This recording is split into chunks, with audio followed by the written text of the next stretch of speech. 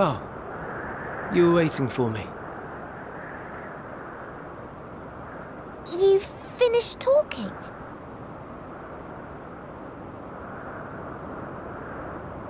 Yes, we've come to a decision. My thanks for keeping Meteon company. Emmett Selk and Hythlodaeus have already retired to their rooms. There is room for you too, if you would follow me. Wait! I want to show you something first.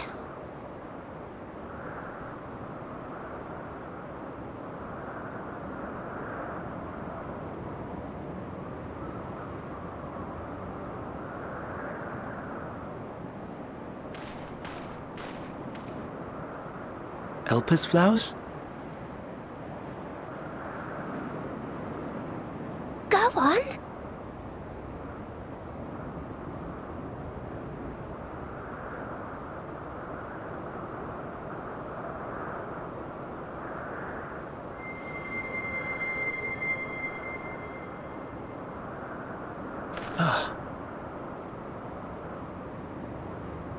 You're not the only one, Hermes. Others feel sad too. You're not alone.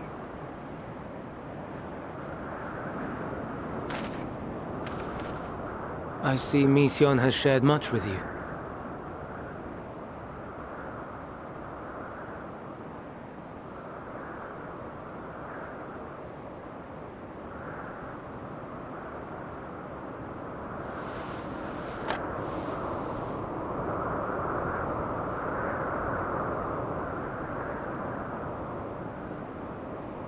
May we talk a moment?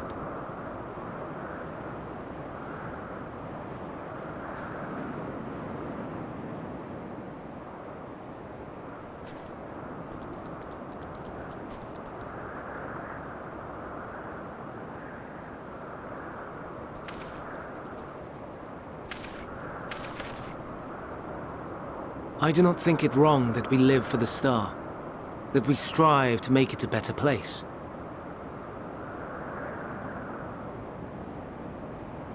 And yet, in carrying out my duties here, there are times when I am plagued by doubt.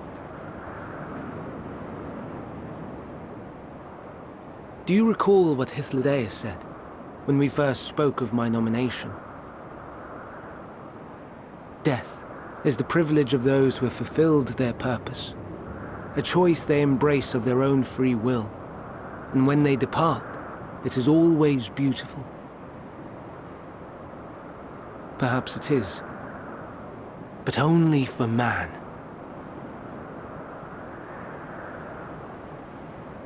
Creations that he deems useless are discarded with nary a second thought. Some scarcely born into the world, afforded a handful of breaths before life and potential are abruptly extinguished. We make an effort to spare them the pain. They sense what awaits. Rage and anguish and cower and fear. And it is not beautiful. Yet no one cares. No one. So fixated are we upon the duty that we do not pause to question the method. Pain and suffering, confusion and despair, writ plain in the eyes of those poor creatures. Yet no one sees. We turn a blind eye and carry on in blissful ignorance. Not amiss. And always, always the blossoms shine pure and white.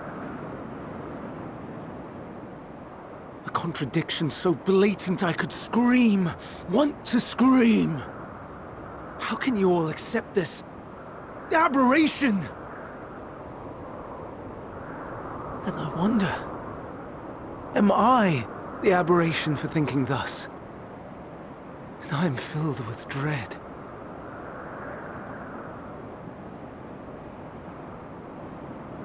But now I know I'm not alone. Not the only one for whom the flowers weep. I won't ask what you thought as you kneeled beside the Elpis, or if you only did it at Meteion's insistence.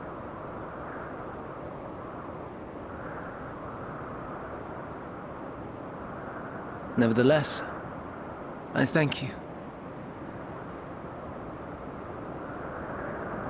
To know that you too have experienced suffering is a comfort.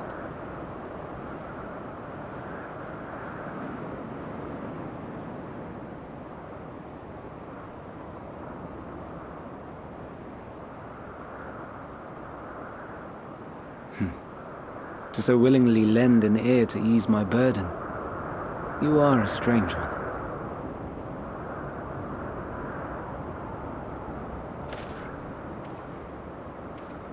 The stars in the heavens. Know you what they are?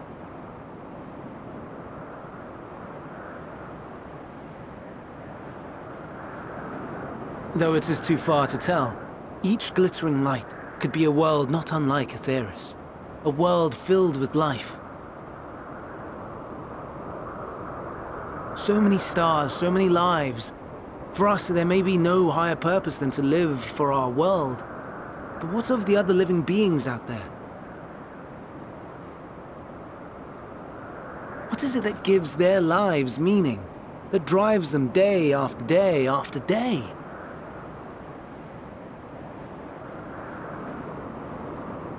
To pose that question to our undiscovered cousins, I created beings of dynamis, who can traverse the vast emptiness between the stars.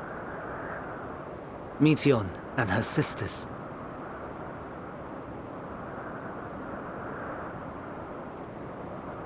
Aye, sisters. She has a great many of them, and they have already departed on their journey, traveling to one star and then the next in search of life. As one might expect, exploration on such a grand scale is rife with difficulties, and thus far I've naught to show for it. But I have faith that we will make some manner of discovery ere long. And when we do, I should be glad to share our findings with you, in gratitude for your kindness.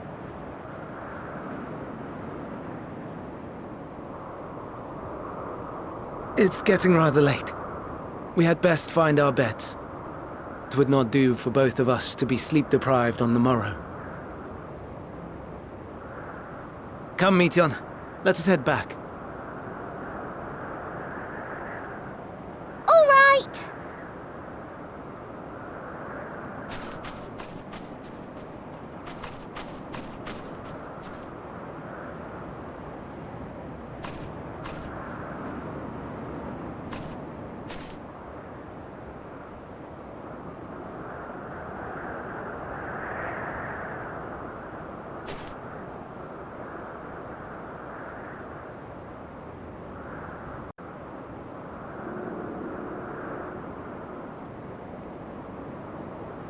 Yeah.